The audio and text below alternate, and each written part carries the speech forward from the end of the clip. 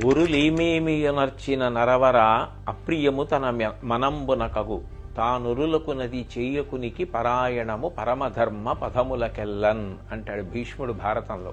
మనం ఎవరినైనా ఇతరుల్ని ఏదైనా అనే ముందు వాళ్ళు మనని అట్లా అంటే మనకెంత బాధ కలుగుతుందా సంతోషం కలుగుతుందా ఆలోచించాలి. మనం ఎవరికైనా ఏదైనా చేసే ముందు వాళ్ళు మనకి అట్లాంటి పని చేస్తే ఎట్లా ఉంటుంది అన్నది ఆలోచించుకోవాలి. మనం ఇతరులను ఒక మాట అంటే వాళ్ళు బాధపడతారు అని తెలిసినప్పుడు అటువంటి మాటలు మాట్లాడకూడదు. ఏ పని చేస్తే ఇతరులు బాధపడతారో అటువంటి పనులు అసలు చేయకూడదు. ధర్మాలలోకెల్లా పెద్ద ధర్మం అదే.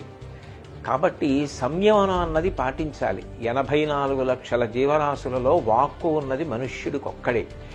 ఆ మనుష్యుడు తన వాక్కుని 10 మంది శాంతి కోసం సంతోషం కోసం వాడాలి తప్ప ఇతరుల మనసులు గాయపడడానికి మాటని వాడకూడదు. ఈ విషయాలు దృష్టిలో పెట్టుకుని మనందరం కూడా సోషల్ మీడియాని సక్రమంగా వాడుకుందాం తప్ప ఇతరుల యొక్క మనసులు బాధపడేటట్టుగా ప్రత్యేకించి కుటుంబ సభ్యుల్ని మహిళలని ఉద్దేశించి అసభ్యకరమైన పోస్టులు పెట్టకుండా మనని మనం నియంత్రించుకుని సభ్యతా సంస్కారాల్ని చాటుకుంటాం.